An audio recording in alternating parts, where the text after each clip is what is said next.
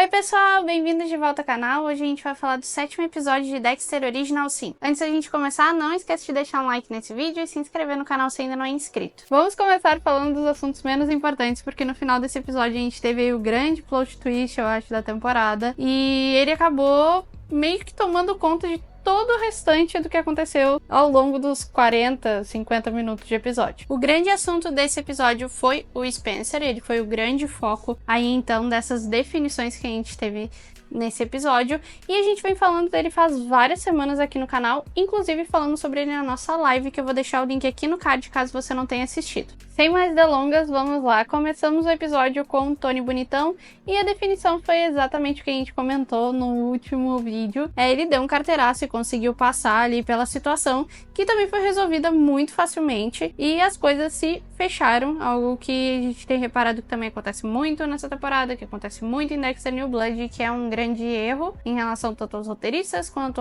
ao showrunner em si, que é começar situações que parecem muito grandiosas e que vão ter um grande desenvolvimento para que no episódio seguinte sejam finalizadas de uma maneira muito preguiçosa e que poderiam ser melhor aproveitadas. Então aqui nesse episódio a gente tem exatamente isso, um braço boiando no pântano durante vários dias e nenhum jacaré quis comer, mas naquele momento ali o jacaré se interessou por comer o braço que ele não quis antes. Então assim, não tem nem o que dizer, é essa solução que eles encontraram pra essa situação que parecia tão interessante no final do último episódio, tipo, nossa, agora vai ter uma emoção, a gente vai ter, assim, alguma definição mais interessante, vai dar uma chacoalhada ali.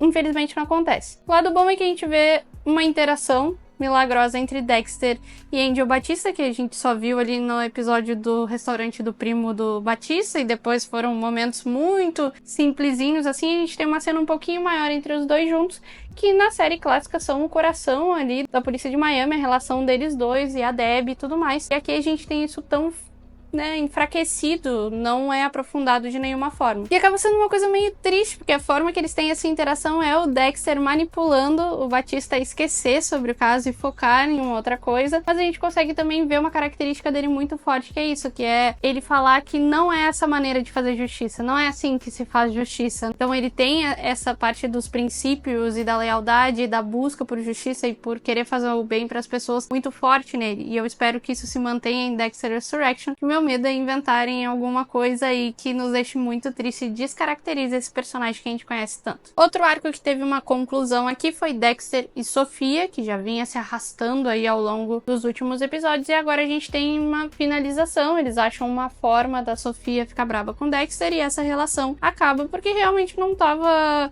acrescentando muita coisa pra história, então eles acharam uma forma de simplesmente cortar essa relação dos dois. Se foi bem conduzido ou não, eu acho que funciona, porque também criou um atrito entre ela e a Deb e vai servir de justificativa para os acontecimentos que vêm a seguir em relação ao Gil, que eles já vêm mostrando aí nos trailers da série nos últimos tempos. Eu acho que de certa forma funciona pra gente ter essa condução em relação à Deb, afasta ela do time, afasta ela da bolsa da faculdade e começa a criar aí esse clima terrível pro que vai acontecer em relação ao Gil, que eu imagino que vai acontecer alguma coisa. Eles não devem estar criando todas essas pistas pra no final não ser nada. Outra conclusão que a gente começa até aqui é dos flashbacks do Harry do passado. Então a gente tem ele e a Laura Moser finalmente dando um ponto final na relação. A gente tem esse distanciamento dela do Harry, o Harry se reaproximando com a Doris, dizendo pra ela que agora ele vai mudar, o que a gente sabe que não é verdade. E a Laura tem um desenvolvimento separado do Harry, o que eu acho muito interessante, porque o tempo todo a gente vê por meio desses flashbacks do Harry, né? Mas agora a gente tem uma cena sozinha da Laura ali se desenvolvendo junto com o Estrada, algo bem interessante. Eu gostei bastante daquela cena ali, acho que ela mostra que a Laura é bem perspicaz, que ela não precisa de uma pessoa pra dizer como ela deve agir, como ela consegue se desvencilhar de situações perigosas, mas também coloca um alvo nas costas dela,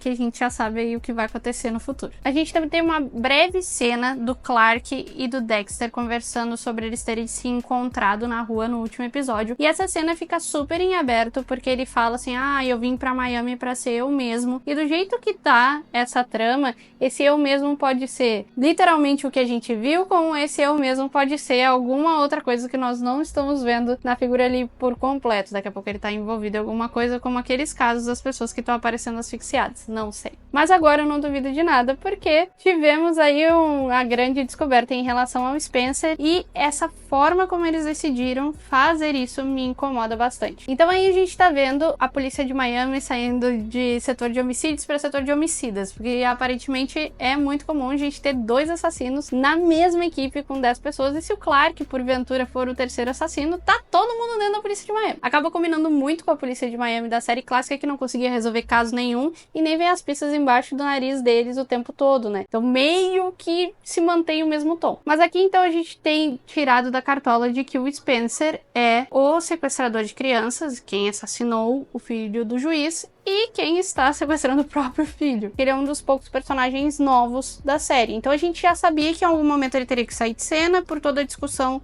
do Thomas Matthews, que eu já trouxe em outros episódios aqui do canal, que eu já comentei sobre isso. O Matthews era o capitão da polícia de Miami nessa época, ele era muito próximo ao Harry, eles eram muito amigos, ele é um personagem muito importante na série clássica, e aqui a gente não viu ele em lugar nenhum. Então a gente já sabia que o Spencer deveria ser afastado de alguma forma, mas eu pensava que eles iam seguir um raciocínio muito mais sólido, relacionado a, por exemplo, ele é um cara corrupto, ele vai ser afastado, e não um acontecimento tão grande a ponto de que isso nunca tenha sido citado sequer na série clássica, de tu ter um assassino dentro do departamento de polícia que não era uma pessoa qualquer, era o capitão. Então eu jamais imaginei que eles iriam seguir especificamente isso, e eu não acho que ao longo de todos esses episódios eles construíram um argumento sólido para que o Spencer seja o sequestrador de crianças. Faria muito mais sentido ele ser uma ponte para quem tá cometendo esses crimes, ou ele querer dar uma mensagem pro juiz e ajudar os criminosos a fazerem isso, ou ele tá sendo chantageado de alguma forma, e aí ele não cumpre algo e acabam fazendo a mesma coisa com o filho dele. Algo nesse sentido eu acho que faria mais sentido do que tu ter um assassino dentro da polícia de Miami, que é o capitão, e que em nenhum momento houve pistas de que seria ele. É curioso porque não dá nem pra dizer que ele tá fazendo isso pra ser reconhecido como um grande capitão que soluciona casos, porque o filho do juiz foi morto. Então, a troco de que ele sequestrou essa criança? Ele mandou um dedo pra depois a criança aparecer morta. Então, assim, não era mais só essa criança simplesmente aparecer morta. Não houve nenhum pedido de resgate, não houve nenhuma mensagem, não se construiu uma trama pra explicar o porquê dessa criança ter sido sequestrada. E também a gente nunca viu as consequências em relação ao juiz depois que isso foi finalizado. Simplesmente esse acontecimento foi esquecido e agora a gente tá vendo o mesmo padrão sendo aplicado com o filho dele. Ah, mas ele usou então pra testar, pra depois fazer isso com o filho dele. Beleza, mas poderia ser qualquer criança. Por que o filho do juiz? Então tem muitas coisas pra serem explicadas e que eu acho que teria sido interessante a gente ter pelo menos uma base pra essa decisão ser trazida pra gente da forma como ela foi trazida. E aí aqui a gente tem a situação do filho. Será que ele quer se reaproximar da esposa e essa vai ser a forma que ele vai encontrar pra se reaproximar da esposa? Não sei. Será que é porque a esposa tinha um caso com esse noivo há 14 anos e ele tinha alguma dúvida em relação à criança? Não sei. O fato é, eles apresentam um exame de sangue no final do episódio e que ele estava muito nervoso para saber o resultado a ponto dele chegar mais cedo na delegacia para ver. Vi muitas pessoas questionando por causa dessa cena especificamente de que talvez o filho não fosse dele e que por isso que ele sequestrou a criança, mas também que talvez ele não seja o sequestrador. Mas para mim ficou muito claro que ele é. Eles chegam a colocar o cara comprando a comida que a criança está comendo, falando que é pro filho dele no final do episódio. Se precisa de mais pistas do que essa, sinceramente, ele tá machucado onde a criança machucou, comprou essa comida aí que as crianças estão comendo. Pra mim é ele, né? Acho que ficou bem claro e o próprio Dexter chegou à conclusão que é ele. Mas vi pessoas questionando de qualquer forma, dizendo que como o Dexter tá errando muito e tá fazendo tudo de maneira errada ao longo dos casos, que ele também tá errado nisso. Eu não acho. Mas assim, pra mim, eu acho interessante tu ver o Patrick Dempsey nessa posição. Não acho que é um personagem que normalmente ele pega pra fazer, é uma oportunidade do cara sair de uma zona ali de personagens que ele tá acostumado e se desafiar mais. Mas é muito triste tu simplesmente jogar isso em tela e tu não ter uma construção relevante a ponto de, por exemplo, o Dexter ter algum tipo de ligação com esse cara, ou a gente vê ele mais tempo com o Harry pra se aprofundar um pouco mais nesse personagem. Ele passa o tempo todo falando uma ou duas frases ao longo dos episódios pra chegar agora no final da série e ele ser o grande vilão. Então, sinceramente, sinceramente, pra mim, a construção foi muito pobre e a forma como isso foi apresentado, com uma preguiça extrema de mostrar várias e várias vezes assim, é ele, ó, é ele, tá vendo? Tá vendo só? Foi ele que sequestrou o filho, olha o que ele fez, que horror. Mas em nenhum momento a gente tem nenhuma motivação, nada foi construído, é muito triste ver que a série chegou a esse ponto. Eu não sei se é uma questão de edição, de ficar muita coisa fora, quando eles fecham esses episódios, não cabe tudo em 10 episódios, eu realmente não consigo entender, mas falta muita coisa, a gente sente falta dos personagens. A Sarah Michelle Gellar, ela mal tem tempo de tela.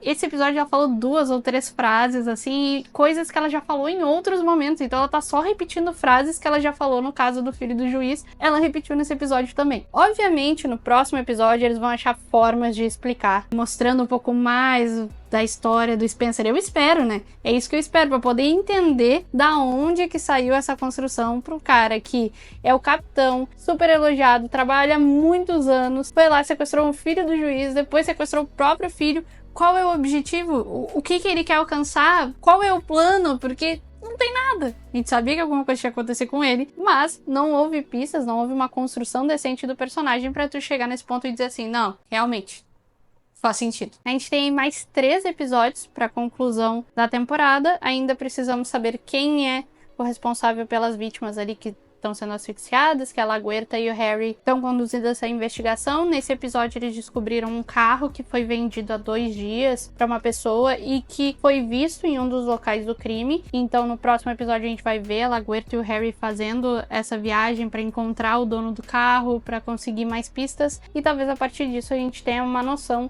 se é o Gil ou se não é, se é o Clark ou se não é. Então as coisas ainda seguem muito em aberto, pelo menos algumas das questões que ficaram dos últimos episódios, a questão do Tony Bonitão, que vem se arrastando há muito tempo, foi finalizada, não vamos mais retornar nisso. Pela promo, tem uma cena em que a Tânia fala pro Dexter que eles receberam uma pista sobre onde o filho do Spencer pode estar. E a gente vê uma cena também do Spencer surtando, quebrando as coisas nesse lugar. Então acho que ele ainda vai manter esse teatro por mais um tempo, mas é interessante e curioso esse caminho que eles tomaram e eu quero ver como que eles vão fazer pra finalizar. O que você tá achando de Dexter Original Sin? Conta aqui pra gente nos comentários. É isso, gente. A gente se vê no próximo vídeo. Até a próxima e valeu!